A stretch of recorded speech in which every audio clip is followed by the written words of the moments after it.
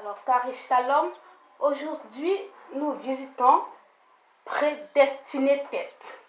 Vous avez tellement réclamé aujourd'hui, je suis venue avec ce thème, Prédestiné Tête. J'espère que vous allez très bien et que vous êtes bénis et hautement favorisés. Alors, nous allons parcourir Romains 8, versets 29 à 31 et également Éphésiens 1, verset 3 à 6. Pneumatikos, flow from the spirit. Et excelsatos, c'est choose with someone in mind. Donc, choisir en pensant à quelqu'un d'autre. Alors, je peux aller dans un supermarché pour choisir un vêtement. Quand je choisis ce vêtement, je pense à ma fille. Je pense à ma fille et je me dis, bon, ce vêtement lui ira parfaitement bien. Alors, je fais le choix de ce vêtement en pensant à ma fille. Ce choix, je ne le fais pas pour moi, mais je le fais pour ma fille. Alors, c'est ça qu'on appelle exceller satos. Alors, we are blameless, irreprehensible before God. Donc, nous sommes parfaits et irrépréhensibles devant Dieu. Oui, nous ne sommes pas séparés de Dieu. Contrairement à ce que beaucoup de gens croient, nous ne sommes pas séparés de Dieu. Now we are sons of God. Donc maintenant, nous sommes des fils de Dieu. Nous sommes acceptés dans le bien-aimé. C'est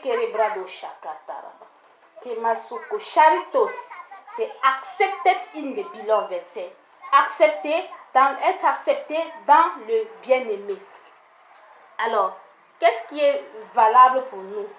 Notre pensée ou alors la pensée de Dieu? Je pense que la pensée de Dieu est plus valable, est plus importante, est plus considérable que la nôtre. Alors, nous devons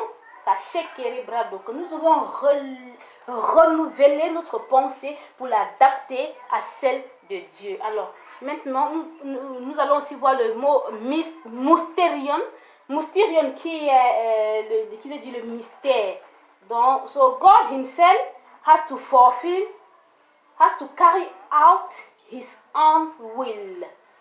Nous allons lire également Hébreux 10, versets 8 à 10. Donc Dieu lui-même, il a été obligé d'accomplir lui-même sa propre volonté nous concernant, parce qu'il sait ce qui est bien pour nous. Alors nous allons commencer par Romains 8, versets 9 à 10.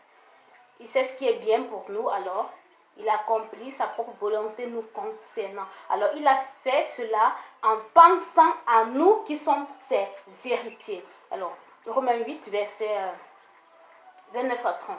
Car ceux qu'il a connus d'avance, il les a aussi prédestinés à être semblables à l'image de son Fils, afin que son Fils soit le premier-né de plusieurs. Verset 30. Et ceux qu'il a prédestinés, il les a aussi appelés. Et ceux qu'il a appelés, il les a aussi justifiés. Ceux qu'il a justifiés, il les a aussi glorifiés avec le Christ Jésus. Alléluia. Que dirons-nous donc à l'égard de ces choses? Si Dieu est pour nous, qui sera contre nous? Oh oui, qui sera contre nous si Dieu est pour nous? Alors, nous allons voir le mot orgueil.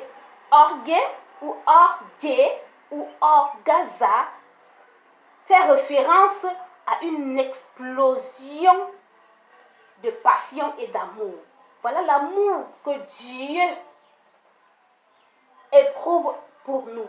L'amour que Dieu nous donne. Cet amour inconditionnel, cet amour agapé qui est encore orgueil love. Oui, une explosion de passion. Il a une explosion de passion et d'amour envers nous, ses enfants. Alors, croyez aujourd'hui en celui que Dieu a envoyé. Parce que Jésus-Christ est venu pour accomplir